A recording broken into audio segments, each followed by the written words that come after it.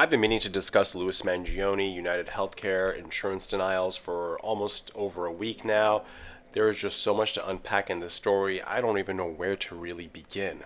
I'm a board certified internal medicine doctor practicing primary care for close to 20 years, and I've been dealing with insurance companies for 20 years, denials from 20 years, hearing from patients, their frustrations, their complaints dealing with the insurance system, hearing from my fellow physicians and colleagues dealing with the insurance systems.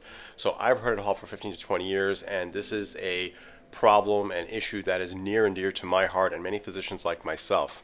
Like I said, there's so much to unpack in this story, so many different angles to it, and I could probably make 20 different videos.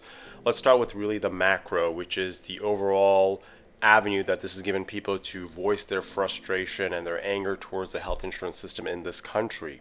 There are many people out there shocked and surprised to hear all this frustration, but those who work in healthcare like myself, in primary care and medicine, who deal with insurance companies, who hear all the issues from our patients, this frustration, this anger that you're seeing on social media and all sorts of avenues is not a surprise at all.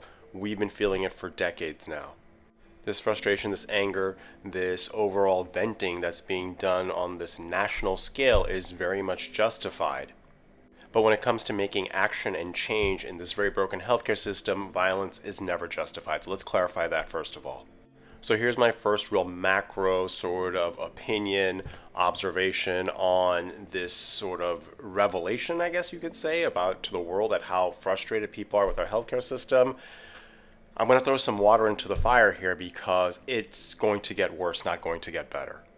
Yes, we've chosen to elect a president and a party in both levels of Congress that is very pro-insurance. We all know which party in this country wants to see more people into the insurance side of healthcare. They want to shift more people away from programs like Medicare, which is traditionally federally run, into Medicare Advantage, which is run by health insurance companies like United Healthcare. People don't realize a huge portion of our healthcare expenditure in this country falls into the overall Medicare bucket, and they want to take a big chunk of that money that's under traditional Medicare and shift it into Medicare Advantage and health insurance companies' hands. Another avenue this is happening is through the VA healthcare system. They want to strip that system bare. They want to basically farm out pieces of the VA system to private entities, whether it's private equity companies or perhaps even shifting them into more Medicare Advantage type programs. So taking our vets out of the VA system into insurance run programs or perhaps privately run programs. And as a general principle, the insurance and healthcare industry is ripe for regulation for some of the terrible things that are happening. But we of course know that the right side of our country wants to deregulate things. So expect worse and worse types of behavior that we've become accustomed to in healthcare. Nothing is going to change unless we go to the voting booths. And we did that just a few months ago, and this is the outcome we have. So expect things to get worse, not better. The only chance we have is to go back to the voting booth in 2 years and start making changes again. This anger and frustration that we have with the healthcare system has to result in change in the right way, and that only comes from electing people who want to make change, who want to shift power and influence away from health insurance companies and other private entities like that in our healthcare system. And that change has to come with continued advocacy, continuing exposing the wrongs that are a part of this healthcare system, and then finally it has to come in the voting booth.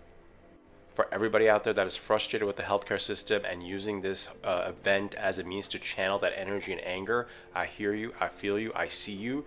But that frustration, that venting on social media, and certainly committing acts of violence is not going to amount to any change at all. It has to come in the voting booth. And when I say the voting booth, it means your local elections, it means your state elections, it means your governor's election, and certainly at the federal level, Senate elections, House elections, and of course eventually in 4 years our presidential election yet again. There's so much more to talk about when it comes to this specific event that's happened in our country. Look forward to sharing more in upcoming videos.